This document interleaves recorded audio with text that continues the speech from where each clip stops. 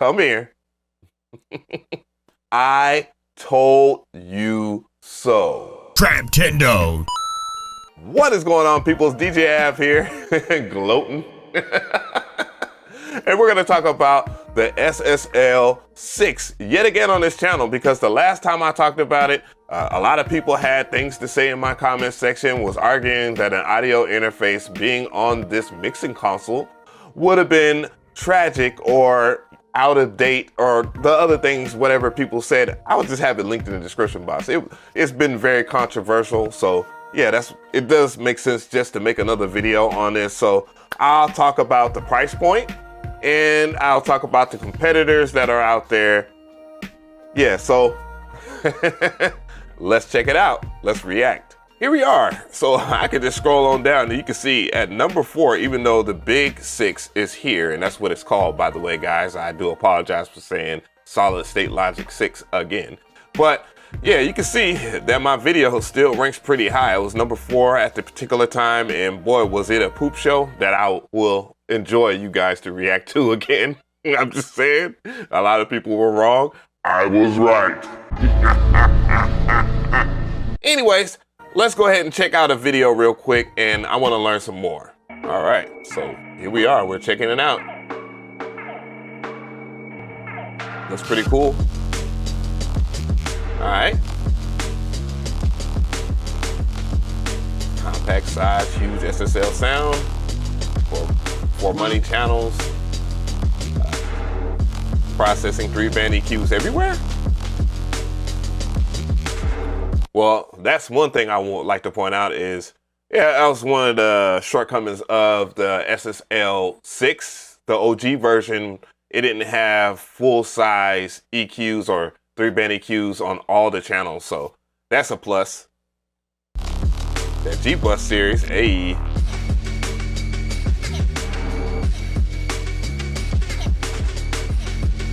Comprehensive view.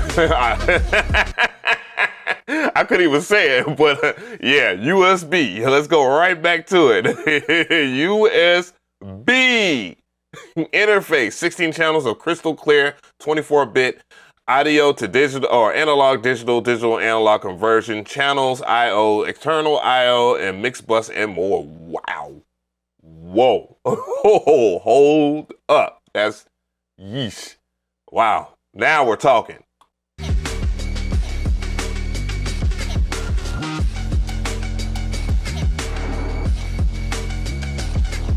Dual headphone outputs are very important.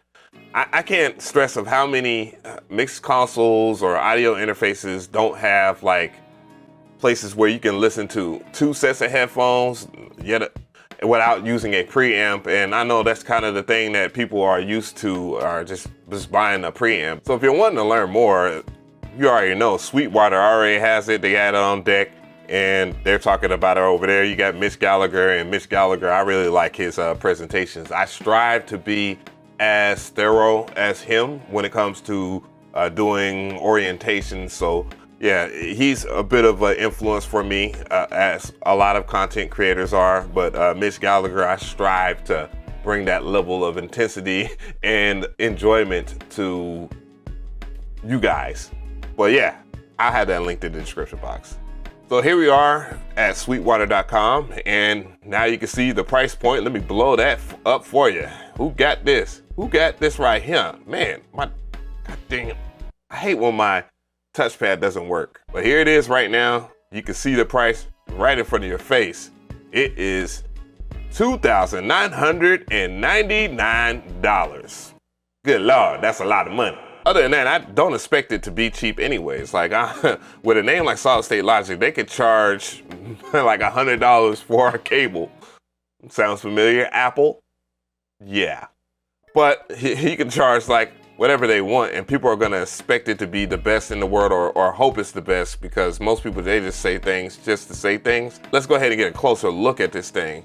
I think the biggest difference between the Solid State Logic 6 and the BiG SiX is the EQ section.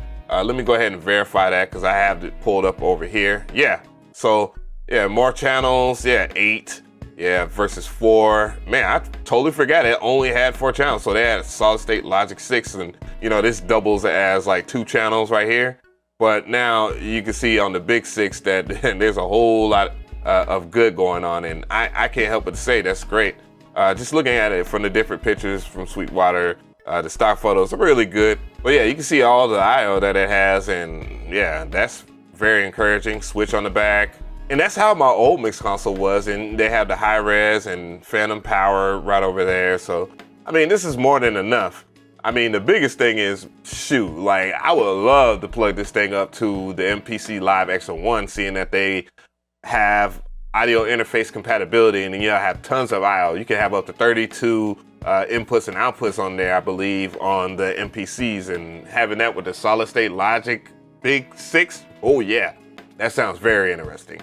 So I just learned that the flexible routing and monitoring is basically outs, and it says, given at a scaled down form factor, you may be surprised to learn that the BiG SiX is equipped with 2 Q's buses for artist mixing. The console master section has main and alternate mix outputs. So yeah, that's what that is in the back of the unit. What I'm curious to see is, oh, there's no comparison chart. Usually they have a comparison chart where, you know, they'll break it down. But what I'll do is I'll type in the Tascam 12, because that's the one that everybody wants me to talk about. And yeah, you know, the name is a name. And when I brought up the fact that the other unit that I was checking out in the video for the solid state 6 or OG video. So here we are, Tascam Model 12 mixer right here in the flesh.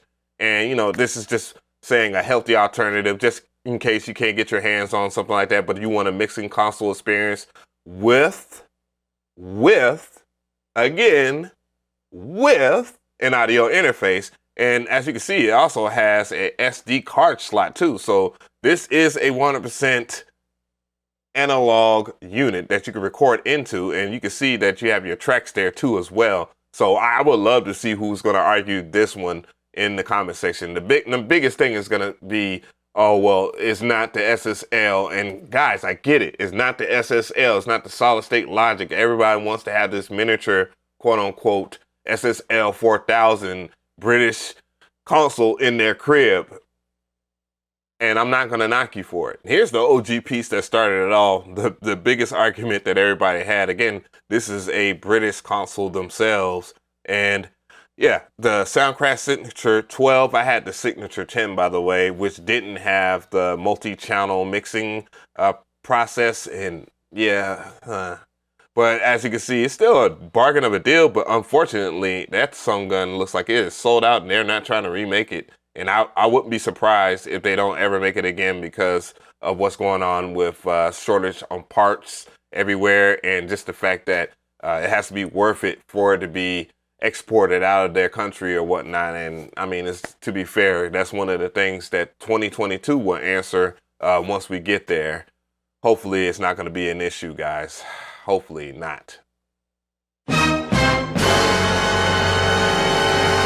So tell me why I'm right. No.